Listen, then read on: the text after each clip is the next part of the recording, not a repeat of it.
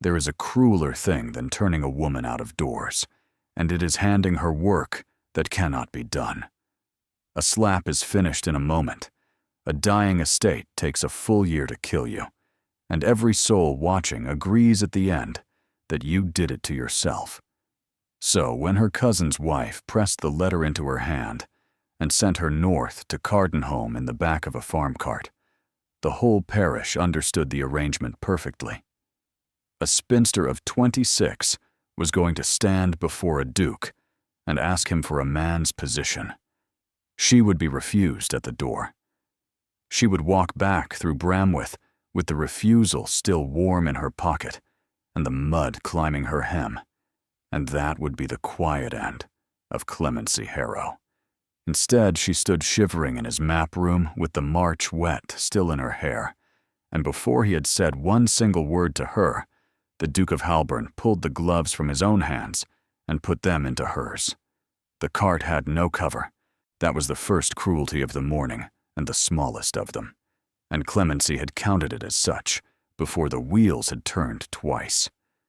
She sat on a plank laid across the bed of it with her back against a crate of turnips, and she watched the Cumberland Road unspool behind her in a long brown ribbon.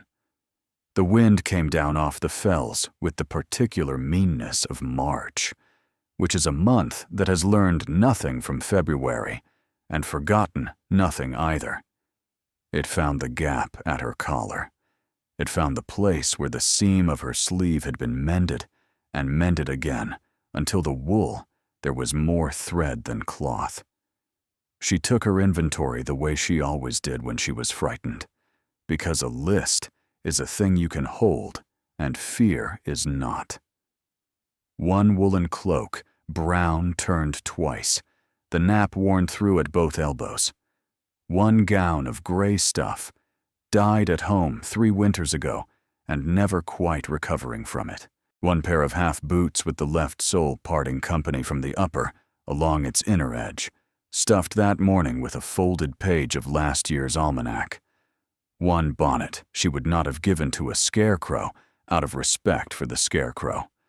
And in the pocket sewn inside her stays, where nobody's hands went but her own, 11 shillings and 4pence. That was the whole of it. That was everything Clemency Harrow owned in the world at 7 o'clock on a Tuesday morning, and she knew the figure exactly, because she had known it exactly every day for 11 years. She had come down to the kitchen before light to bank the fire and set the bread, as she did, and Ottilie Kitson had been waiting for her in the passage in a wrapper of pink quilted silk, which meant that Ottilie had risen early on purpose, which meant nothing good. "There is a letter from Cardenholm," Ottilie had said. She held it out with 2 fingers, the way a person holds something belonging to someone else. The seal was already broken. Clemency did not remark on that. She had stopped remarking on such things around the 4th year. His Grace requires a steward for Renfell.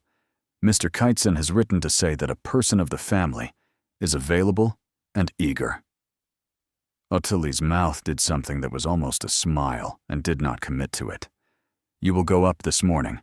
Fenwick is taking turnips to the Cardenholm kitchens, and he will carry you. Do not keep His Grace waiting. Dukes are not kept waiting." From the breakfast room came the smell of ham and hot rolls and coffee, and the small, clear sound of a spoon against a cup, and Ottilie's 2 daughters not troubling very hard to keep their laughter behind the door. Clemency was not a fool.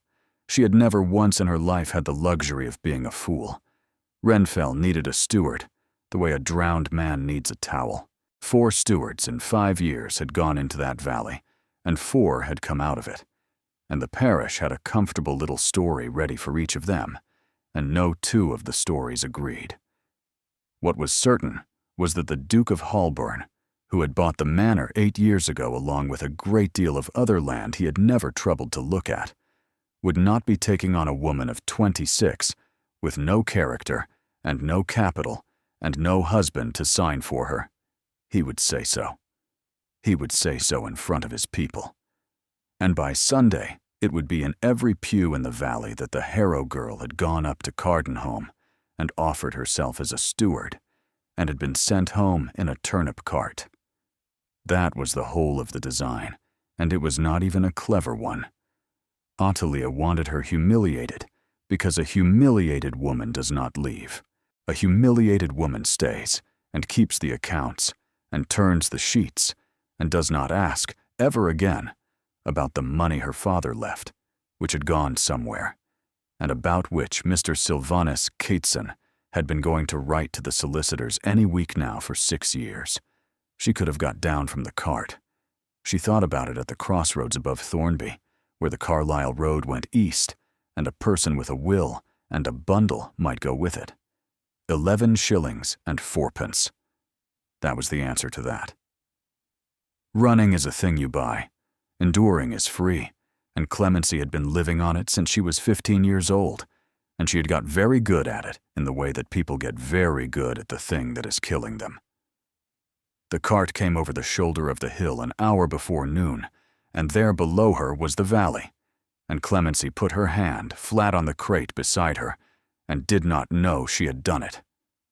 Renfell lay along the beck in a long green fold, and she knew every yard of it, because her mother had been born in the house at the head of it, and had grown up in it, and had lost it in a settlement Clemency had never been permitted to read. She had not been down there since she was 9. The fields were wrong. She could not have said, in that first moment, what she meant by it. But she had been raised on land, and by land, and the eye learns before the tongue does. The hedges on the eastern side had been cut back so hard they were black stumps, in March, when no man cuts a hedge, unless he means to be finished with it. 2 of the 5 cottages along the beck had no smoke, and the long meadow under the crag, which was the best ground in the valley, and all it had been, was standing under water in a sheet from the wall to the lane, bright as a shilling in the thin sun. The long meadow had never flooded. It could not flood. It sat above the beck by a good 6 feet, and there was not a drop of water in the world that could have got up there on its own. Water goes down. That is the entire character of water, and it has never once been persuaded out of it. To put a sheet of it across the long meadow, you would need to bring it from somewhere higher, and the only thing higher than the long meadow on that side of the valley was the old lead level in the crag, which had been dry and shut since before Clemency was born, and the leat that had once fed the mill, which had been filled in and forgotten in her grandfather's time. Somebody had opened something. She turned it over as the cart came down off the hill, and she found she could not make it come out as an accident, and she found that she disliked very much what it did come out as, and she put it away in the corner of her mind, where she kept the things she could not yet prove. Clemency was still looking at it when the cart turned in at the gates of Cardenholm, and the trees closed over her head. The gates were not what she had expected, and neither was anything past them. She had imagined a palace, because that is what one imagines. What she got was a great gray house lying low and long against the hill, with its back to the weather, more stone than window, with a roof of Westmoreland slate gone black with rain, and a yard in front of it that was working yard and nothing else. There was a smell of horses and wet ash and cut deal. Somewhere behind the house a saw was going and did not stop, and nobody came out to see who had arrived.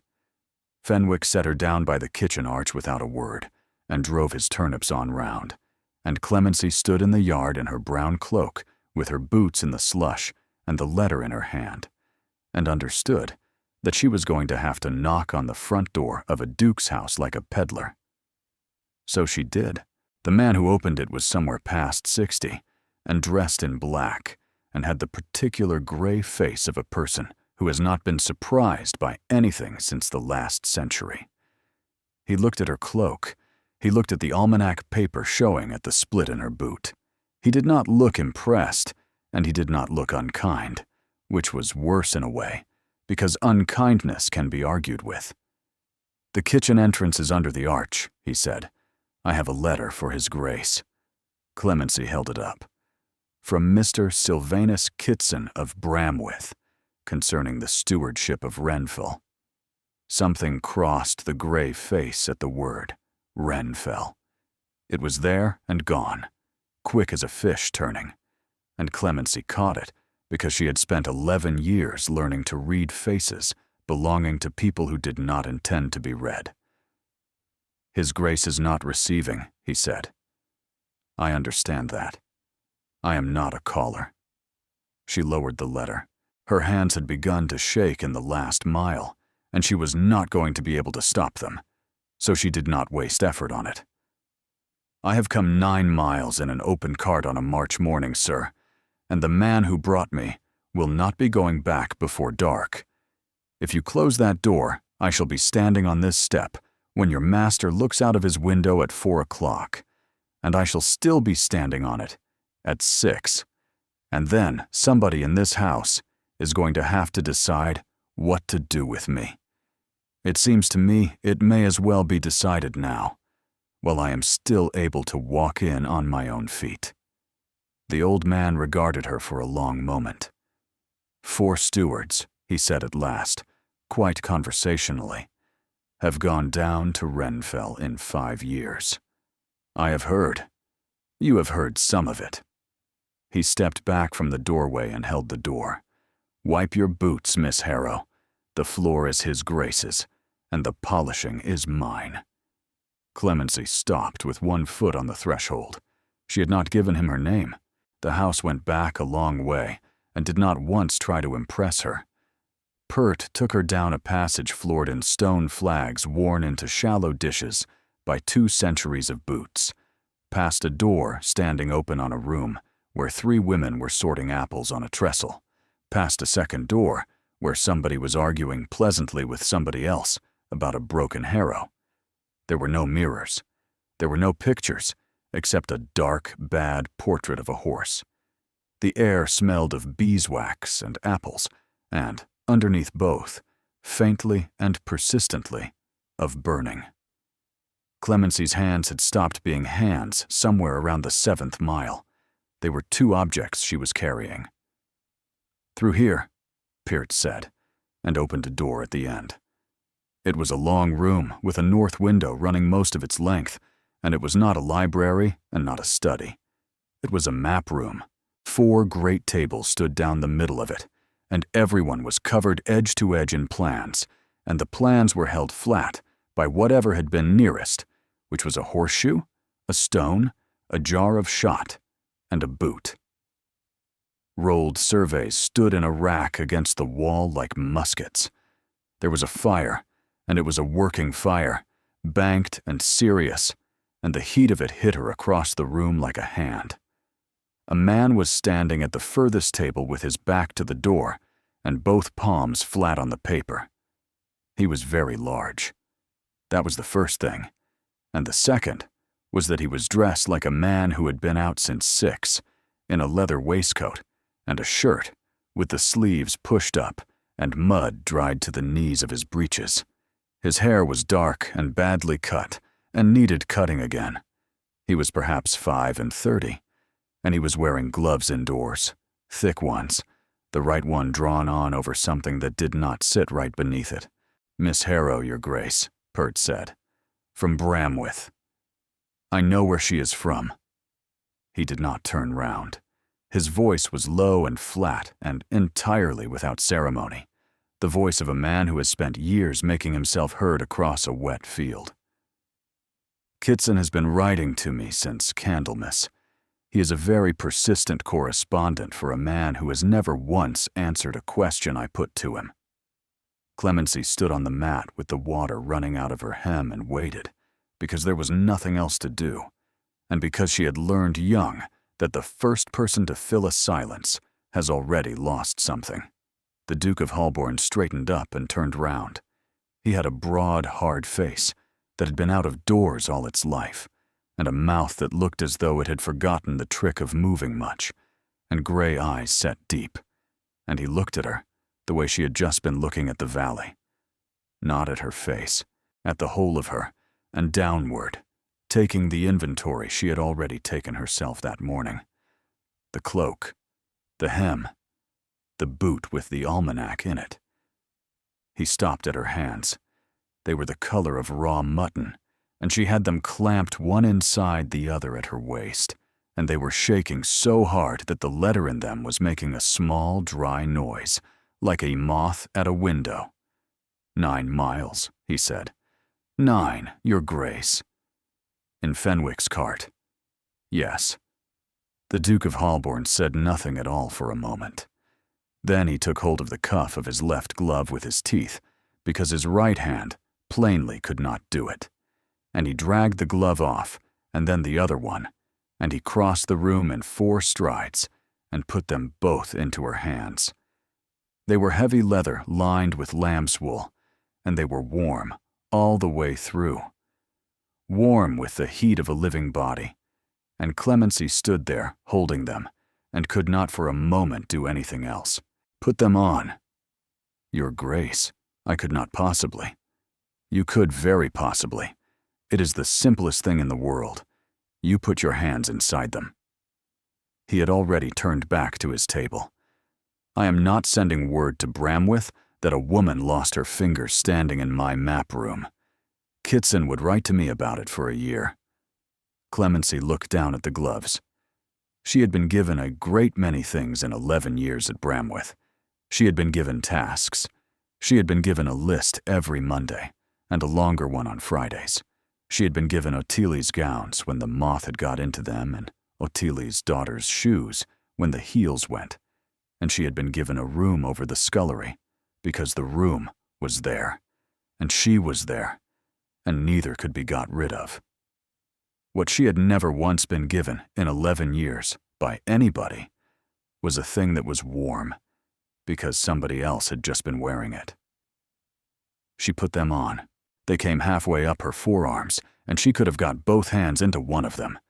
And as she did it, she saw his right hand properly in the light from the north window, and she understood the gloves.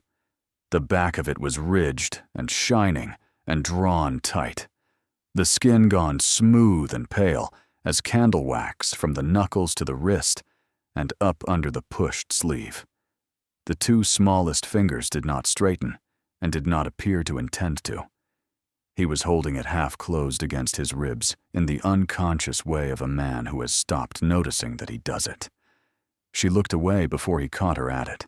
She was not quick enough. Fire, he said, without heat, still reading his plan. 8 years ago in the September, the granary went up and the stable was joined to it, which was a piece of foolishness by my grandfather that I have since corrected. He turned a page over. I bought your valley in the August. I have never once been down that lane, Miss Harrow, and you may work out for yourself what I was doing instead. Do you want the rest of it, or will that do? That will do, Your Grace. Good. He put a finger on the plan and moved it along a line. Pert. Fetch the Renfell box. Pert, who had been standing by the door with his hands behind his back and an expression of enormous neutrality, said, All of it, Your Grace. All of it. It is 4 boxes. Then it will take you 4 journeys, said the Duke of Holborn, and you will be a fitter man at the end of it. Go on. Pert went. The door closed. Clemency stood in the middle of the map room in a duke's gloves, with the melt running off her cloak onto his flags, and understood that she was very far from the script Ottilie had written for her, and had no idea whatsoever what the new one was. The letter, he said. She crossed and put it on the corner of the table, and he picked it up and shook the folds out one-handed, and read it standing, holding it up to the window light. It took him some time. It was 3 pages. Sylvanus Kitson had never in his life used 1 word where 4 would do, and Clemency knew, because she had copied out enough of his correspondence at the desk in the cold end of the morning room, that the 4 words would all be soft, and the meaning underneath them would not be. She watched the Duke's face, and it did not move at all. He writes, said the Duke of Holborn at last, that you are a poor relation of his wife's, taken in from Christian duty, and that you have formed an idea of yourself which the family has not been able to talk you out of. That is likely true, Your Grace. He writes that you have a head for figures, which you are pleased to consider remarkable. Also true. He writes, the Duke turned the page, that you are eager beyond your station, and that a season of hard usage at Renfell may be the making of you, or may at least settle the question, and that either outcome would be a relief to a household that has borne with you a long while. Clemency kept her chin level. The heat had got into her fingers now inside the wool, and they had begun to burn, which is what happens, and which a good sign is, and which hurts a great deal. And here, he said, is the part I imagine you have not read. I have read all of it, Your Grace. He does not seal a letter I have not written the fair copy of. He did not have me write this one, which told me a good deal on its own. Something happened in the corner of the Duke's mouth. It did not get as far as being anything. He asks that whatever salary I settle on you be remitted quarterly to him at Bramwith, he said, against the cost of your keep these 11 years, which he puts at somewhat above £300.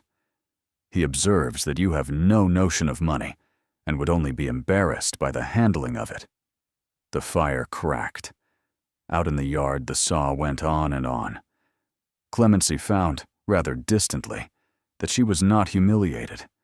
She had been braced for humiliation the whole 9 miles. The way you brace for a blow you have already been struck by 100 times and know the shape of. What she felt instead was a cold, clean interest, the sort she felt when a column would not come out, and she began to suspect it was not the column's fault. £300, she said, somewhat above. That is very exact of him, for a man who has never once been able to find the papers of my father's estate when I ask for them. She heard her own voice come out steady, and was glad of it. Your Grace, I have kept the Bramwith book since I was 19. I know to the shilling what my keep has cost that house, because I bought every candle of it. It is not £300. It is not near £300. And I would be interested to know where he got a figure that particular, because a man does not invent a number with a fraction on the end of it. He takes it from somewhere. The Duke of Holborn lowered the letter and looked at her properly for the first time. Say that again. He takes it from somewhere, Clemency said. A liar rounds. A thief carries the remainder across, because he has already done the sum for himself, and he cannot help it. And the Duke laughed. It came out of him in one flat, startled bark, entirely without warning, and it did not sound like a thing that got much use. It sounded like a gate nobody had opened in a while. He seemed almost as surprised by it as she was, and he covered it by turning and dropping the letter face down on the table, and by the time he turned back, the mouth had gone still again. Sit down, Miss Harrow, he said. I would rather stand, Your Grace. Why? Because I have been standing for 11 years, Clemency said, and if I sit down in this room, I am not entirely certain I shall be able to get up again, and I would prefer to be turned out on my feet. He absorbed that. Nobody is turning you out, said the Duke of Holborn. Sit down, or do not. But I am going to tell you what I actually want, and it is not what Kitson thinks I want, and you had better be steady on your legs for it either way. She stayed standing. He seemed to expect that. 4 stewards, he said, in 5 years. Do you know their names? Only the last. Ruddock. Ruddock. Before him, Velicott. Before him, a man called Sim Braithwaite who was local and should have known better. And before him, the one my agent appointed and I never met, whose name I am ashamed to say I have to look up. He counted them off on the flat of his good hand against the table. Braithwaite lasted 19 months and went to Canada. Velicott lasted a year and took a place in Lincolnshire at less money, which no sane man does. Ruddock lasted 7 months and left in November without giving notice, in the night, owing the blacksmith at Renfell £4, and I have had one letter from him since, and it was to ask me not to write to him again. Clemency said nothing. The gloves were enormous on her hands. She was aware of them with every breath. Renfell returned £640 the year I bought it, the Duke said. Last Michaelmas, it returned 91. 4 of the 11 tenancies stand empty. The mill has not turned in close on 6 years. 2 cottages are empty, and the roofs are going. And when a roof goes, the walls follow. And when the walls go, a farm that has stood 400 years is a heap of stone in a field, and nobody alive remembers it was ever anything else. He put his scarred hand flat on the plan in front of him. Every steward I send tells me the same thing. Bad ground, bad seasons, bad people. And then he goes away, and the next one tells me it again in the same words, and I have begun to find that very interesting indeed, Miss Harrow, because in 8 years I have never once had a bad season on this side of the hill, and it is the same rain. It is the same rain, Clemency agreed. So, he straightened. I am not offering you a stewardship. A steward is a man I send, and I have sent 4, and the valley eats them. I am giving you Renfell. The words did not arrange themselves into anything for a moment. Giving, she said. The house, the home farm, the 11 tenancies, the mill, the beck, and every stick and stone that goes with them, into your hand, to hold and to work, from Lady Day to Michaelmas. You will live in the house. You will have the keys. You will hire and turn off whom you please. You will spend what you can justify, and nobody will come down that lane and countermand you, including me, unless you send for me. He said it the way another man might read out a list of ironmongery. £60 for the half year, paid to you in your own hand, on the 1st of each month. And if any part of it ever finds its way to Bramwith, it will be because you carried it there yourself, which I would consider a poor use of your time. Your Grace, a woman cannot hold a stewardship.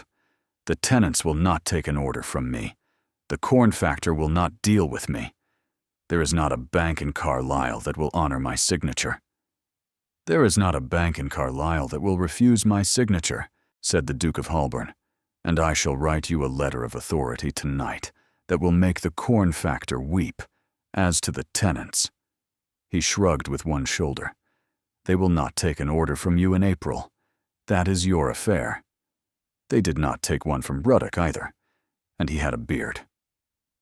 Clemency looked at the plan on the table between them, and found she was looking at Renfell, at the long meadow, drawn in fine brown lines, sitting exactly where it had always sat, 6 feet above the beck and incapable of flooding. And what happens at Michaelmas, she said.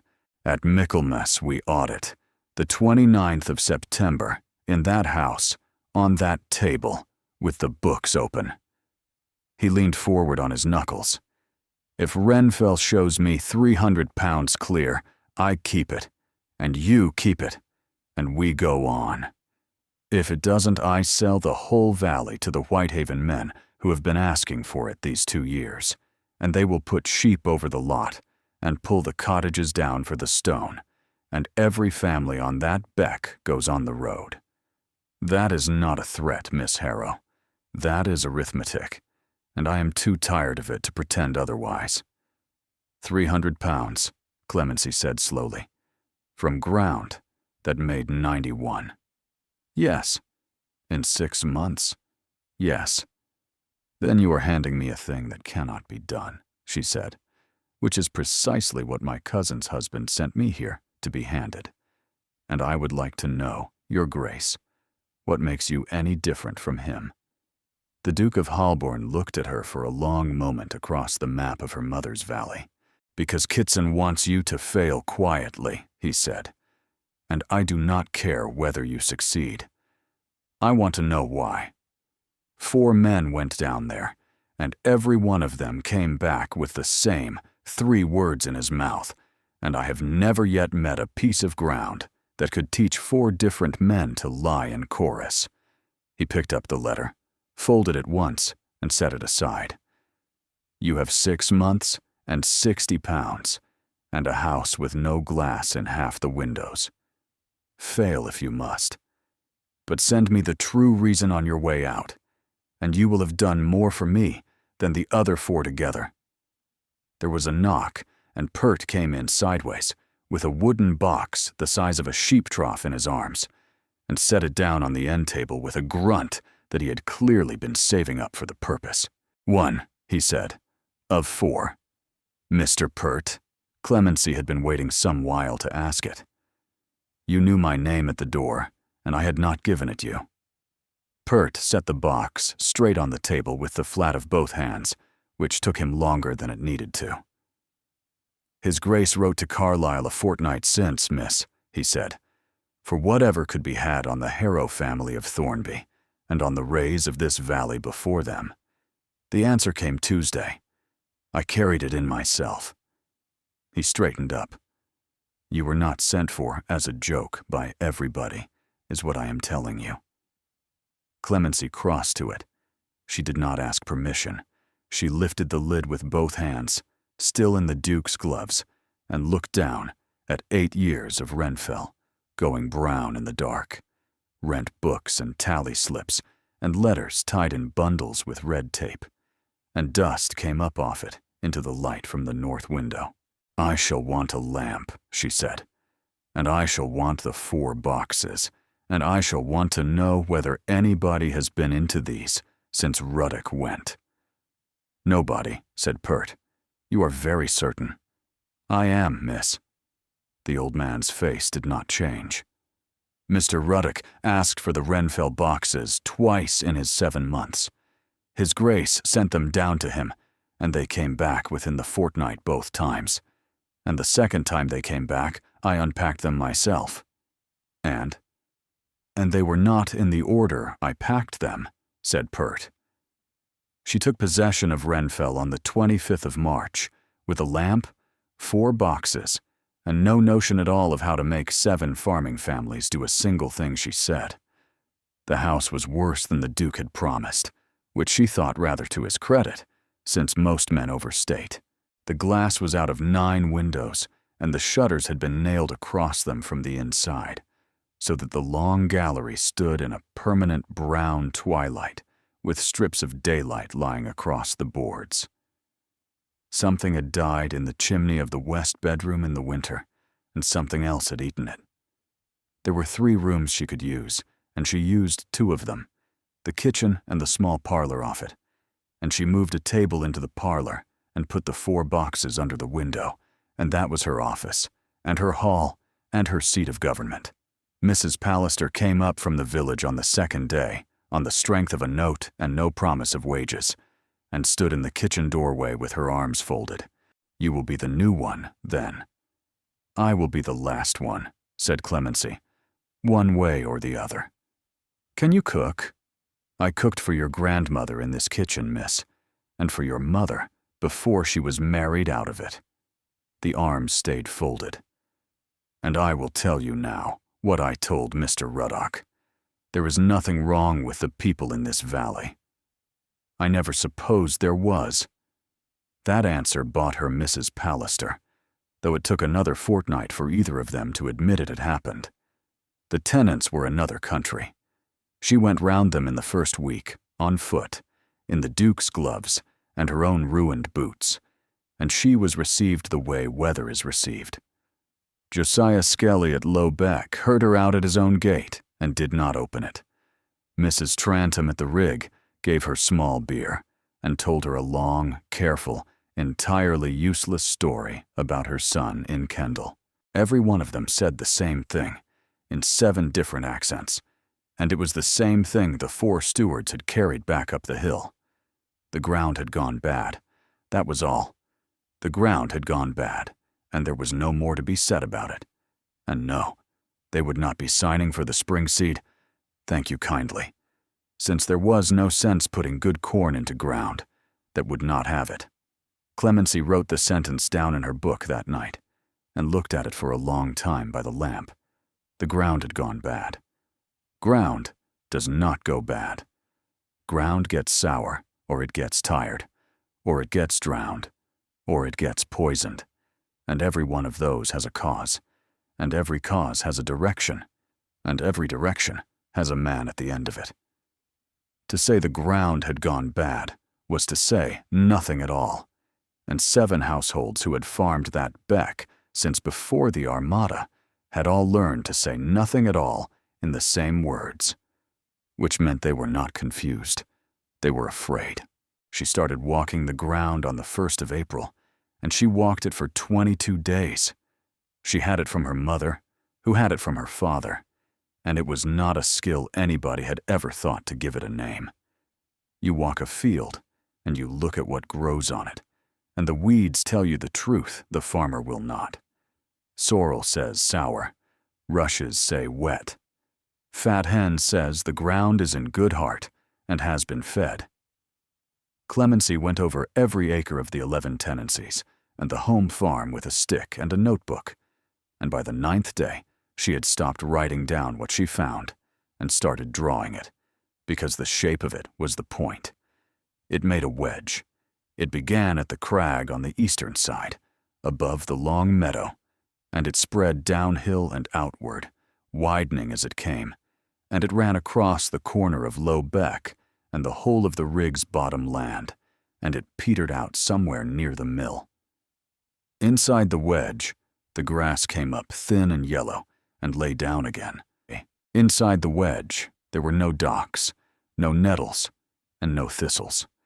None of the coarse, greedy things that come up wherever ground is left alone. Nothing came up.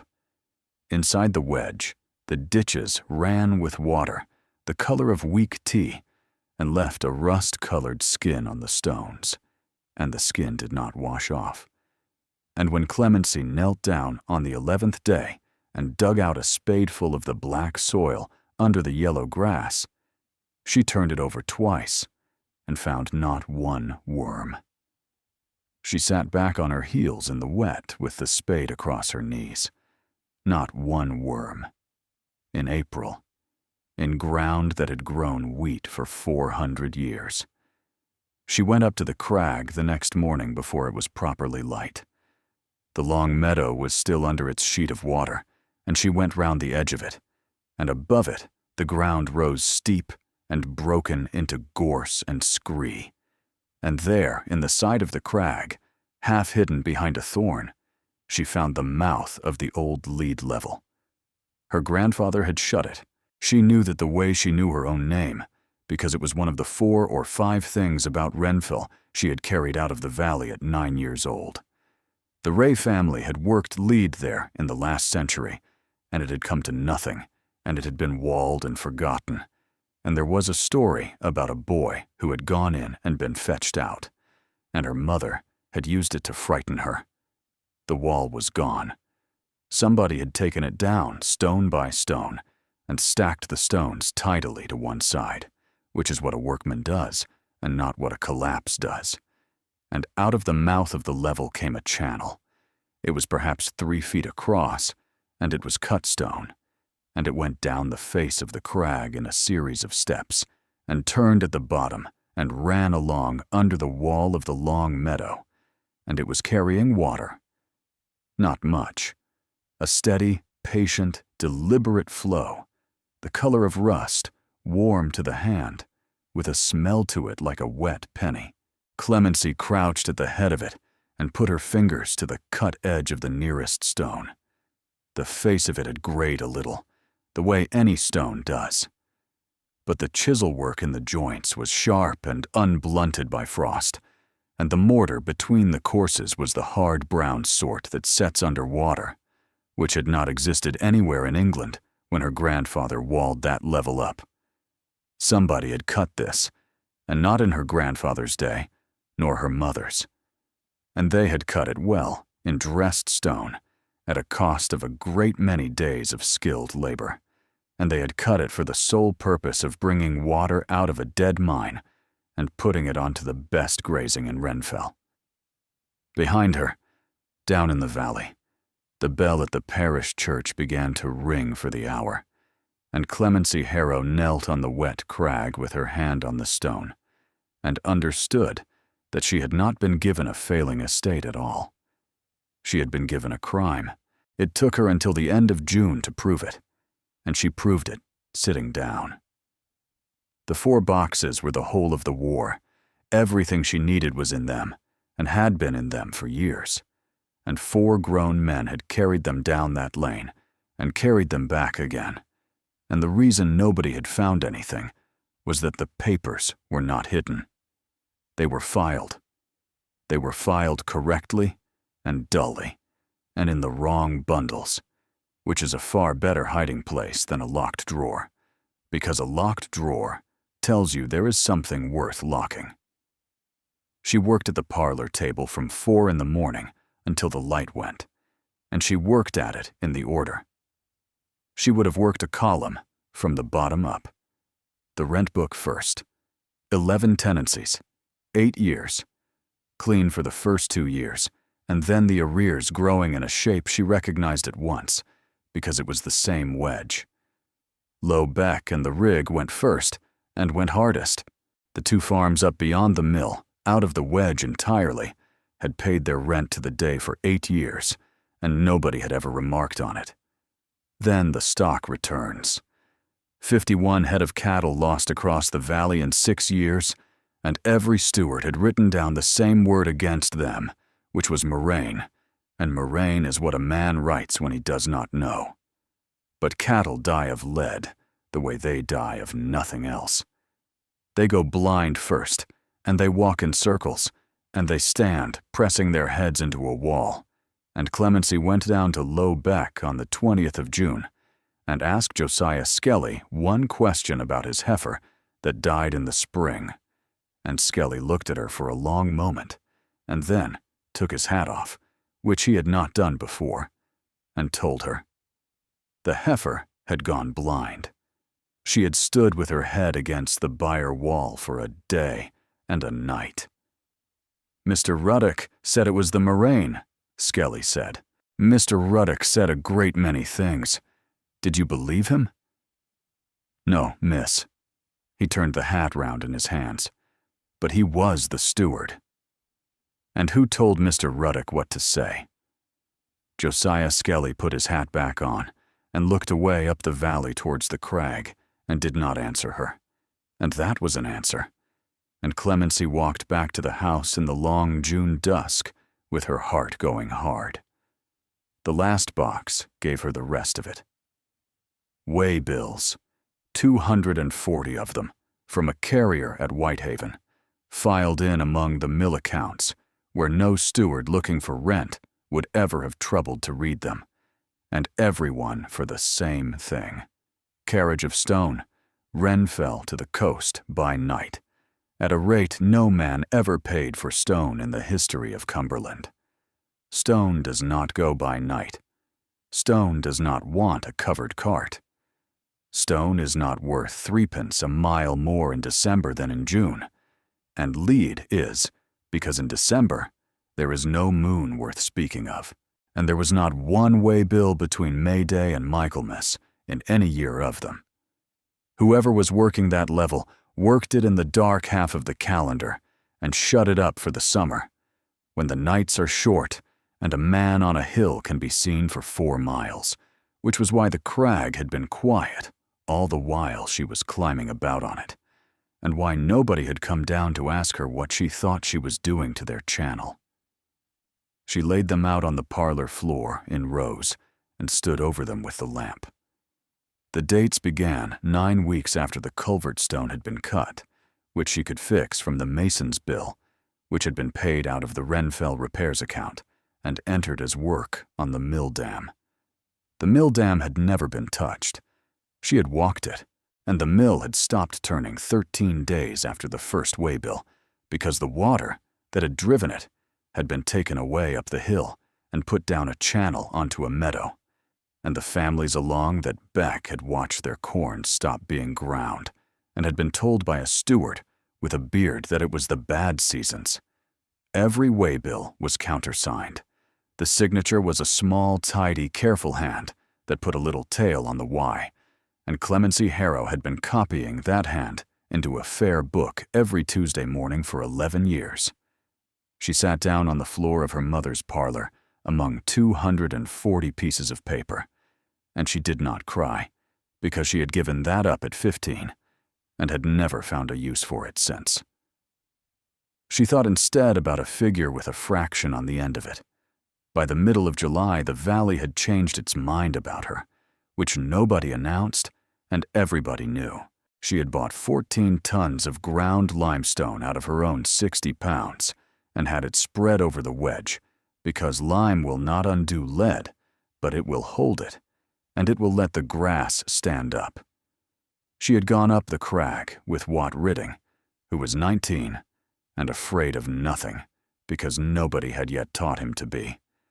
And the two of them had put a dam of clay and stone across the head of the cut channel and turned the mine water back into the fissure it had come out of. It took 17 days. The long meadow began to drop within a fortnight, and by the second week of July, it was showing green in the middle like a wound closing. She had got the mill turning on the 9th of July. Mrs. Trantom's son came from Kendal to see to the gearing and stayed, and she had done one other thing, which was to write to the Duke once a week, on Sunday, and tell him what she had found, plainly in order, with the figures, and to send him nothing at all about the crag until she could put it in his hand. He came down the lane on the 2nd of August without warning, on a gray horse, and stopped in the yard and looked at the long meadow for a long time before he looked at her. That was under water in March, he said. It was. And now, it is not. Now, it is not, Your Grace. The Duke of Halborn got down off his horse and stood in the yard of Renfell with the reins in his good hand, and said nothing for so long that Clemency began to wonder whether she had done something wrong. "Say the rest of it," he said at last. So she did, and he listened to all of it standing in the yard. And when she had finished, he asked her only one question, which was whether the tenants would swear to any of it, and she told him the truth, which was not yet. Barnaby Kroll came on the 12th of August with 2 men in a gig. Clemency was in the mill yard with the day's grist book when she heard the wheels, and she knew before she saw him, because nobody drove into Renfell. Everyone in that valley walked or rode. A gig meant Bramwith. Kroll got down and came across the yard smiling. He was a soft, heavy man of 40, who had been Kitson's clerk for 19 years and had learned to smile the way other men learn a trade. "Miss Harrow, you have led us a dance.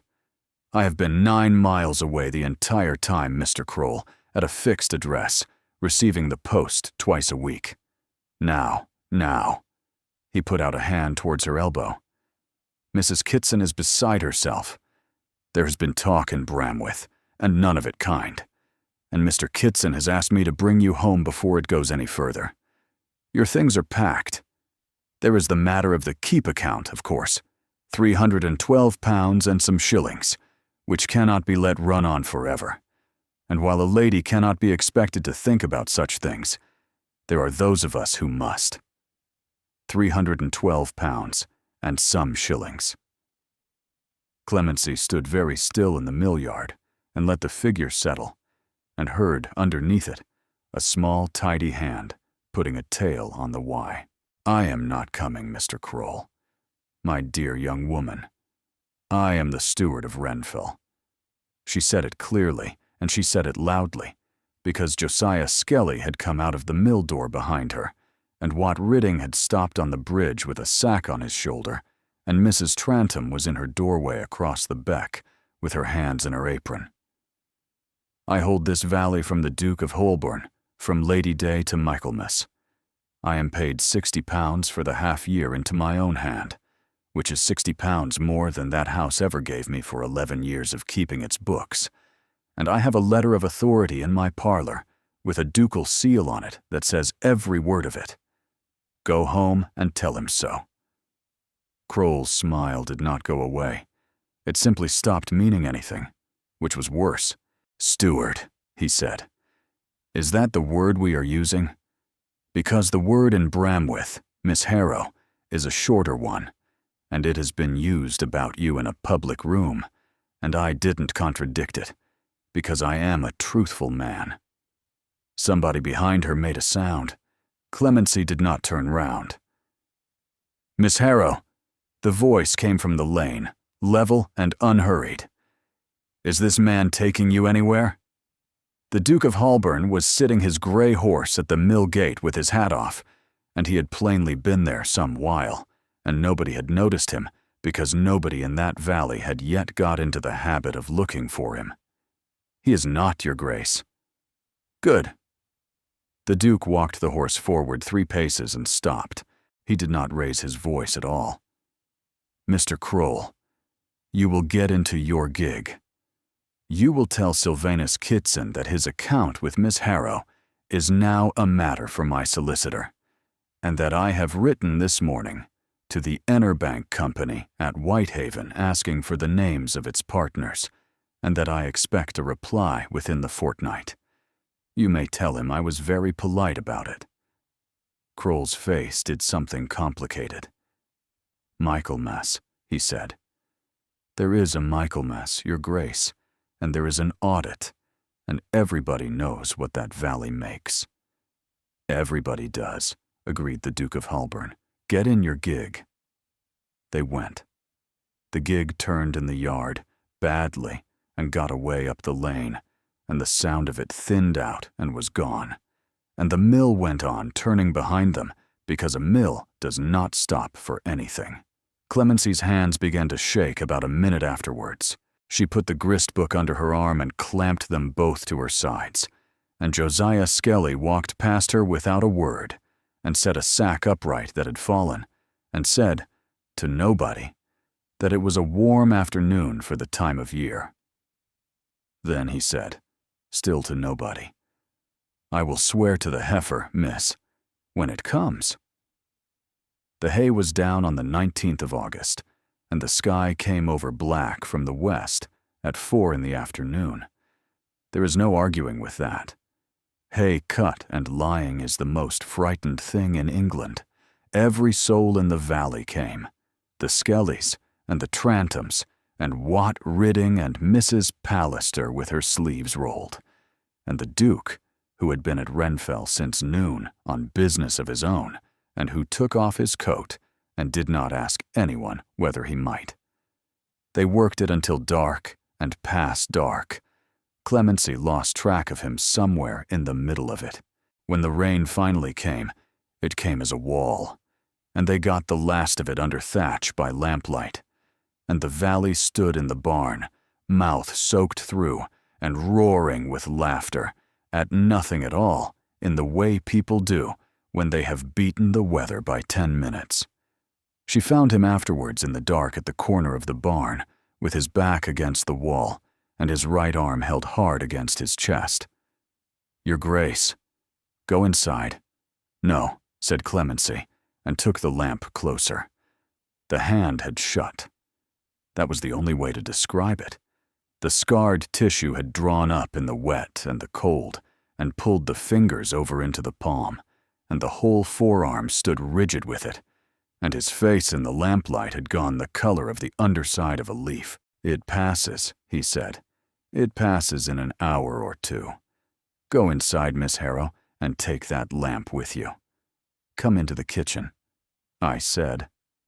"You may say what you like out here in the rain," said Clemency, "and I shall be in the kitchen.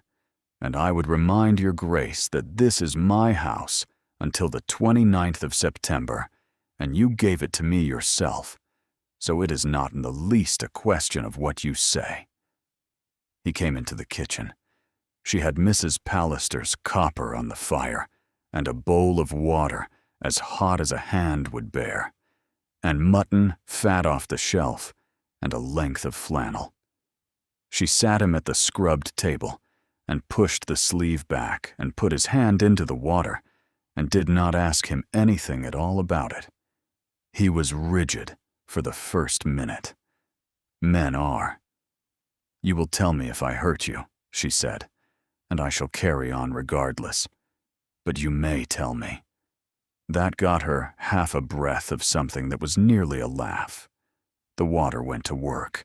She kept it hot, changing it twice, and when the fingers had loosened enough to be worth touching, she took the fat and worked it into the ridged, shining skin over the back of the hand and out along each finger, one at a time, from the knuckle to the tip, slowly, the way you work a stiff hinge and not the way you comfort a child.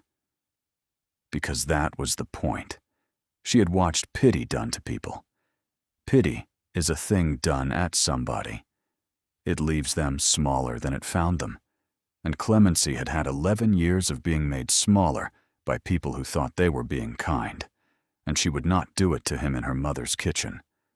So she did not say she was sorry.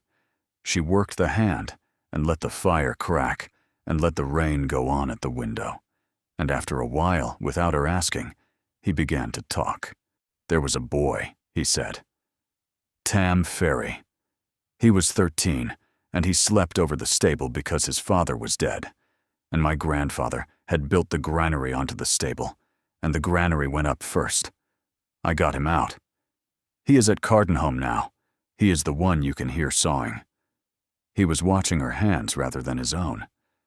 Everybody tells that story as though it were a fine thing. What they leave out is that I went in a second time for the horses, and I got 2 out of 11, and I stood in that yard afterwards, and I could hear the rest of them, Miss Harrow, and I have never in my life wanted so badly to be a different man. You would want that again, Clemency said. Tomorrow, if it were the same night. Yes. Then it is not a story about a hand. The rain went on. She finished the last finger and turned his hand over and laid it palm up on the flannel, and it stayed open, which it had not been able to do an hour before. "Why are you still here?" he said. Clemency thought about it properly, because he had asked it properly.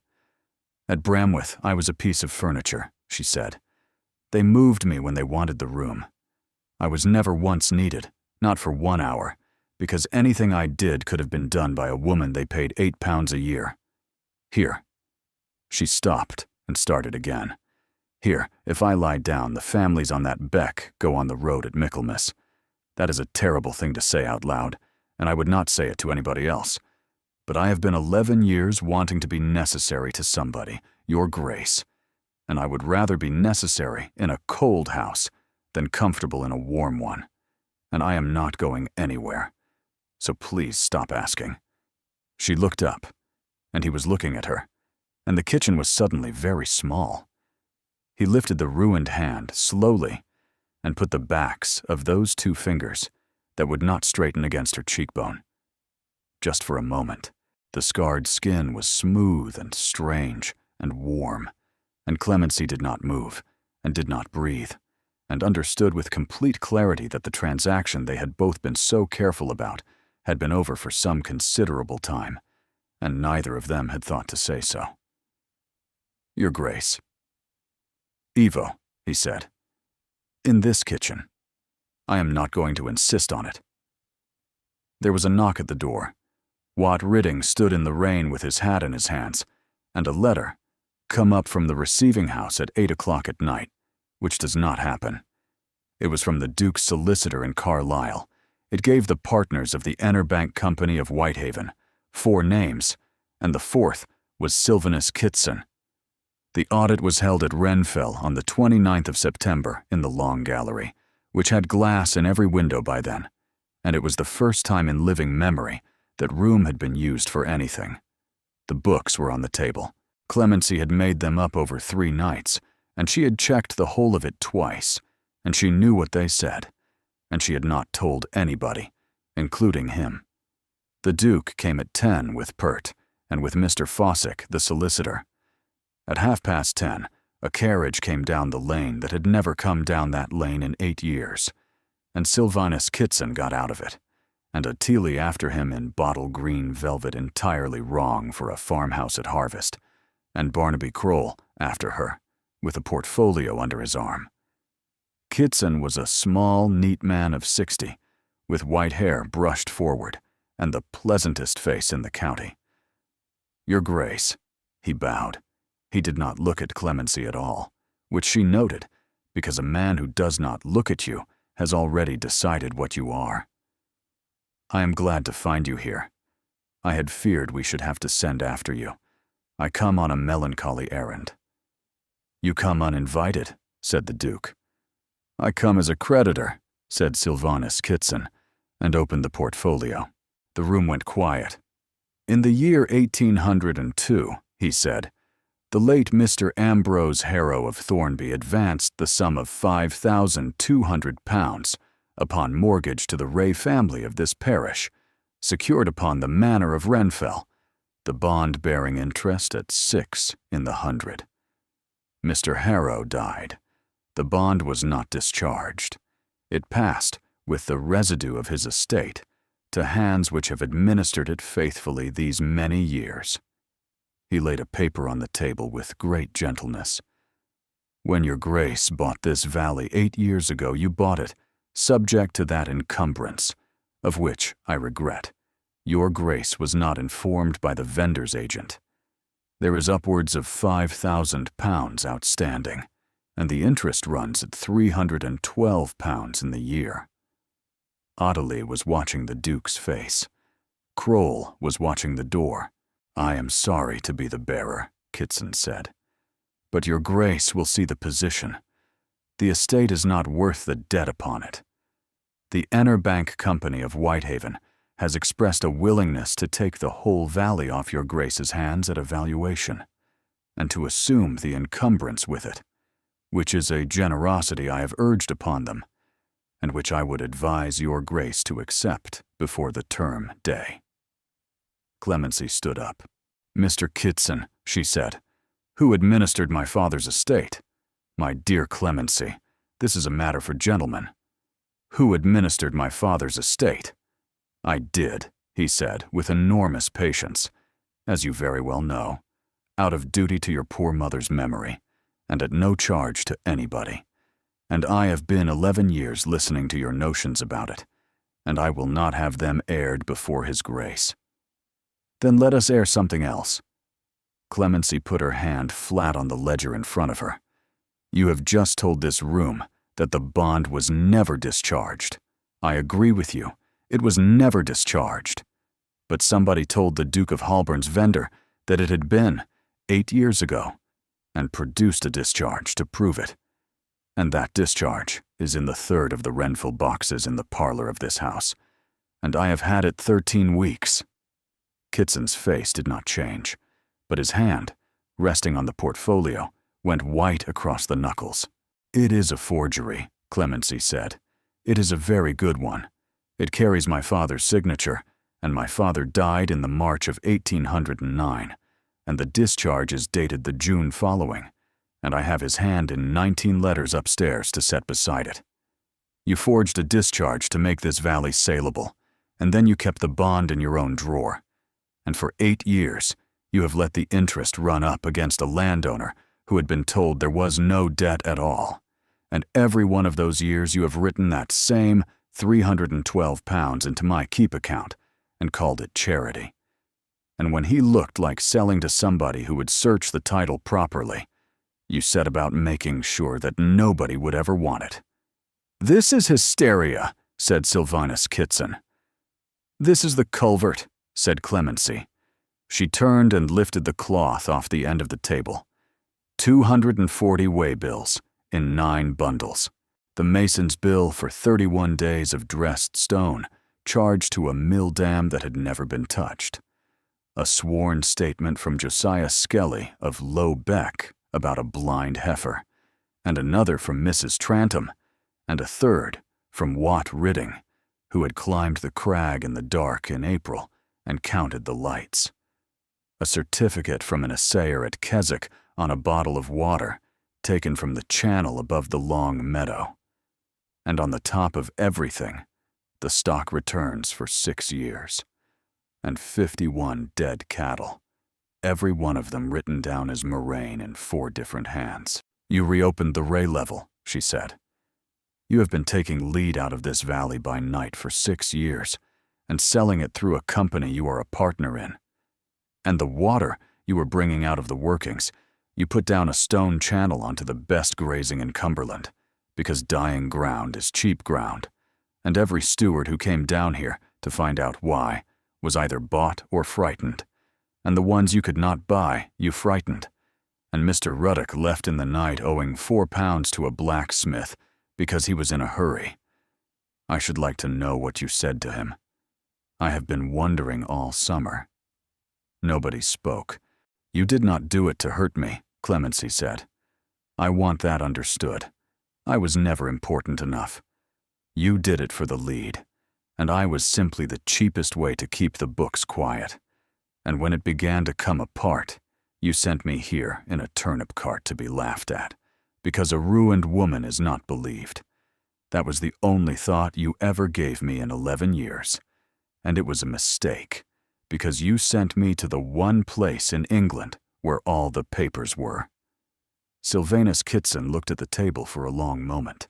Then he reached for the bond. The Duke of Holborn's scarred hand came down flat on top of it. Mr. Fossick, said the Duke, without taking his eyes off Kitson. You have seen the discharge? I have, Your Grace. Yesterday evening. I have also seen the 19 letters. Mr. Fossick was a dry, small man, who sounded as though he were reading a shipping list. It is forgery, and forgery is still a hanging matter in this country, and I should not care to be the man who defends him. I have written to Carlyle. Ottilie Kitson said in a very small voice. Sylvanus. Get out of this house, said Clemency. They got out of the house. Kroll went first, which she thought told the truth about him better than anything else could. The carriage turned in the yard and went up the lane past the long meadow, which was standing in aftermath, grass a foot high and full of cattle, and nobody in the gallery went to the window to watch it go. Then the Duke took his hand off the bond and picked it up and held it out towards the fire. No, said Clemency. He stopped. That is £5,200, she said, and it is mine, and I have been 11 years being told there was no such thing. Give it here. He gave it to her. She folded it and put it in her pocket, and sat down rather suddenly on the nearest chair, and the room let her be for a while. Well, said the Duke of Holborn at last, there is still an audit. There was still an audit. They did it properly, because he was that sort of man, and she was that sort of woman, with pert writing and Mr. Fossick checking, and it took until 3 in the afternoon. Renfell returned £387 clear. Pert put down the pen and said, Well, I am damned, and then apologized to the room in general, and Mrs. Pallister brought in the tea without being asked, and put the tray down hard, because her hands were not steady either. Afterwards, when the others had gone down, the two of them stood at the long gallery window and looked at the valley going gold. I am going to say something, said the Duke, and you are not going to like the first half. Say it. You cannot stay here as my steward. Clemency turned round.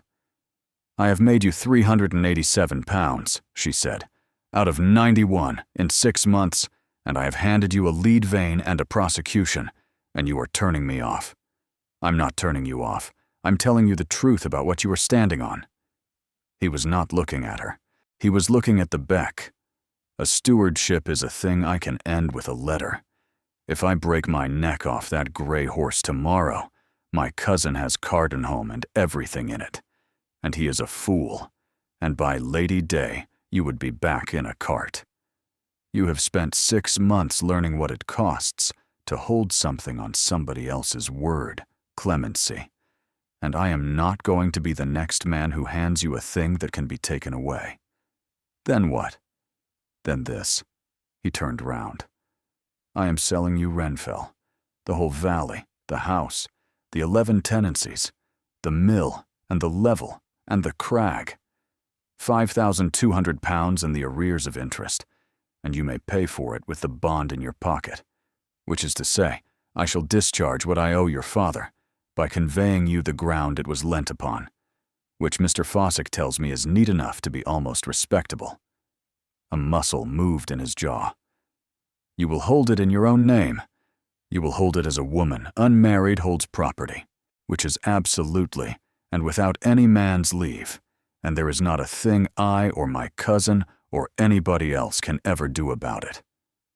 Clemency stood in the window, with her hand pressed to her pocket. You would be giving away a lead vein?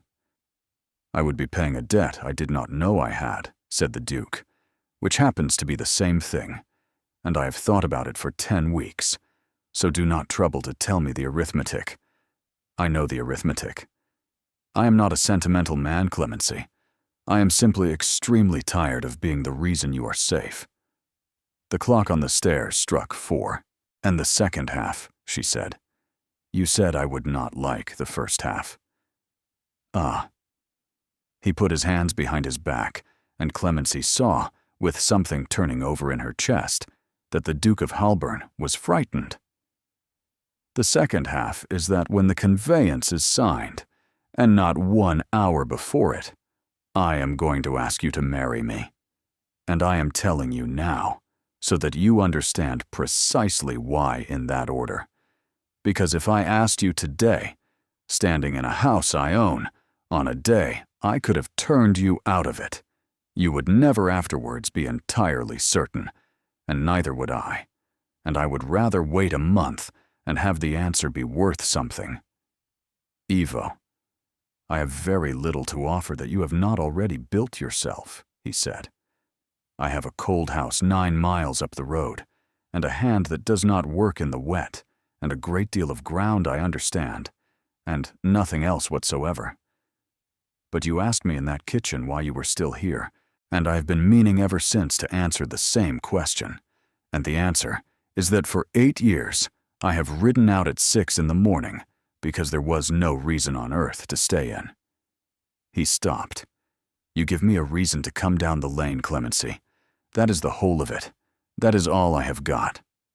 Clemency Harrow, who owned 11 shillings and 4pence on a Tuesday morning in March, looked at him for a long moment.